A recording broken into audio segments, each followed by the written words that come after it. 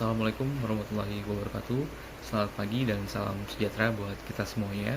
Kami dari tim Warehouse dengan Ketua Bapak Suwandi Surya Saputra dari KPUBI Provinsi Kalimantan Utara, Bapak Evin Sasongko sebagai anggota dari Kantor Perwakilan Bank Indonesia Provinsi Jawa Tengah, dan saya Ruby sebagai anggota dari Kantor Perwakilan Bank Indonesia Provinsi Kalimantan Barat. Kami hadir bertiga di sini untuk mempresentasikan hasil inovasi kami dengan nama Mosko. Mosko sendiri adalah singkatan dari Monitoring System for COVID-19 Awareness. Adapun dasar dari inovasi yang kami usulkan ini adalah berangkat dari perasaan takut, berangkat dari perasaan cemas, khawatir, gelisah apabila kita menghadiri pertemuan-pertemuan yang wajib kita hadir, yang wajib untuk fisik kita hadir, untuk bertemu dengan orang-orang banyak dengan jumlah dan jarak yang berdekatan.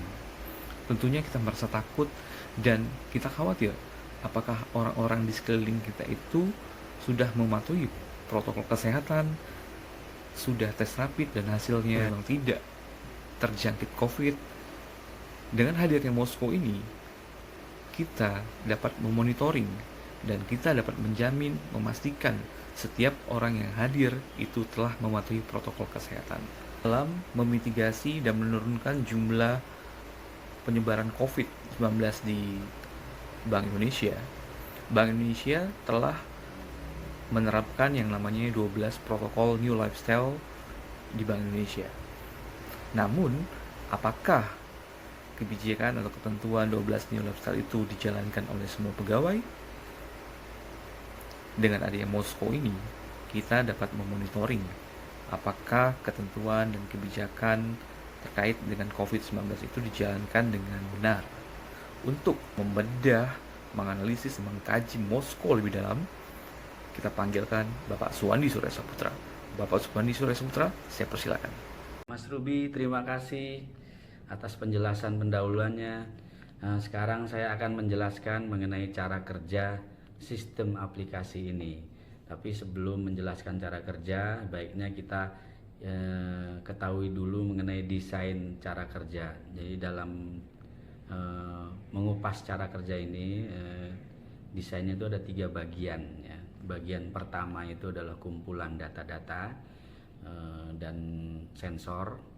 Kemudian bagian kedua adalah pengolahan data. Jadi seluruh data-data itu dan sensor itu akan dianalisis, diidentifikasi dan diintegrasikan melalui teknologi digital, melalui artificial intelligence yang sering kita ketahui atau kecerdasan buatan, itu diolah di situ.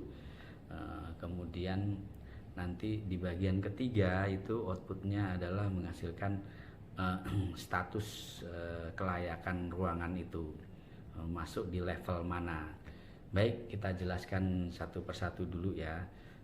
Sumber data itu yang kita peroleh itu terdiri dari data-data ruangan atau area. Di dalam data ruangan atau area itu berisi luasan ruangan itu berapa kali ke berapa meter, kemudian dalam ruangan itu yang layak, standarnya jumlah orang tuh berapa sih yang layak bagi protokol kesehatan.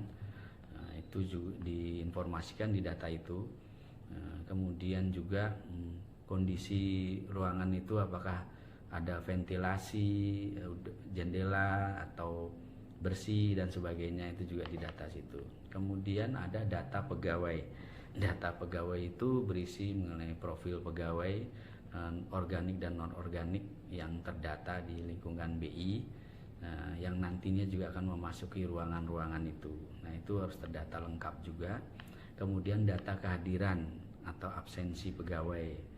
Nah, apakah pada hari itu pegawai yang bersangkutan itu statusnya hadir di kantor WFO atau dia WFH atau dia sakit atau cuti atau bahkan dinas. Nah, itu data pegawai itu harus ada juga. Kemudian berikutnya data kegiatan atau acara. Jadi dalam 7 hari ke depan itu di ruangan-ruangan itu apakah ada acara, ada kegiatan yang diselenggarakan.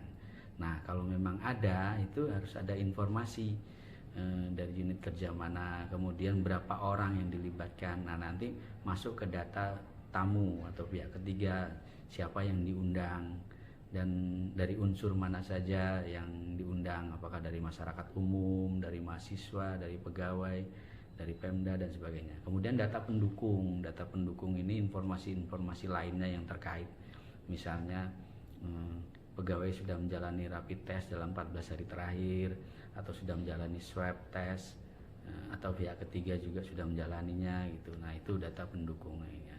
Nah, gimana memperoleh data-data itu? Ya, itu bisa kita peroleh melalui dua cara. Pertama dari manual, minta langsung ke unit kerja yang bersangkutan atau pihak-pihak terkait. Nah, kemudian dari sistem, yaitu dari ERP HRIS, itu biasanya dari absensi pegawai ya, itu ditarik dari situ, atau dari laporan operator ISS yang rutin disampaikan tiap hari mengenai keadaan ruangan keseluruhan ya, lingkungan kantor, itu juga kita mintakan. Nah, selain data itu tadi saya sebutkan mengenai sensor ya. Jadi di ruangan itu dilengkapi sensor. Jadi di pintu itu ada sensor untuk suhu tubuh orang yang masuk, kemudian fingerprint, handprint atau wajah juga, pengenalan wajah siapa yang layak masuk ruangan itu. Kemudian di dalam ruangan ada sensor juga ya, sensor mengenai jumlah orang yang ada di dalam ruangan itu.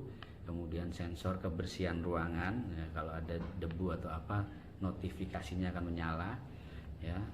Di situ alatnya. Kemudian setelah digabung, diolah, diidentifikasi dan diintegrasikan maka muncullah outputnya itu adalah informasi mengenai status ruangan itu. Jadi apakah dia berada di level siaga atau level waspada atau level bahaya. Kalau level siaga berarti seluruh persyaratan protokol kesehatan telah terpenuhi dalam ruangan itu, sehingga relatif aman kalau masuk level siaga. Kalau level waspada berarti di ruangan itu ada 1-2 persyaratan protokol kesehatan yang tidak terpenuhi walaupun masih dalam taraf ringan. Misalnya ada pegawai yang 14 hari terakhir ada yang belum rapid test atau swab test, atau ada yang lupa membawa masker, atau yang kurang menjaga jarak, ya itu yang masih taraf ringan. Nah, kemudian kalau masuk level yang ketiga itu level bahaya, itu berarti ada 1-2 atau persyaratan protokol kesehatan yang fatal, yang tidak terpenuhi. Misalnya jumlah orang dalam ruangan itu jauh lebih besar daripada standarnya, jauh lebih banyak, atau ada yang kurang sehat orang yang di dalamnya, atau ada orang yang tidak available masuk di ruangan itu. Dia harusnya isolasi mandiri dan sebagainya, tapi dia harus masuk. Ya, demikianlah itu penjelasan dari saya mengenai cara kerja aplikasi sistem. Selanjutnya nanti akan dijelaskan mengenai manfaat aplikasi ini dan kendala-kendala yang mungkin ditemui jika kita membuat aplikasi ini. Mungkin nanti akan dijelaskan oleh Mas Evin. Silakan Mas Evin untuk menjelaskan. Terima kasih. Terima kasih Pak Wanti. Saya Evin akan melanjutkan presentasi ini, yaitu manfaat.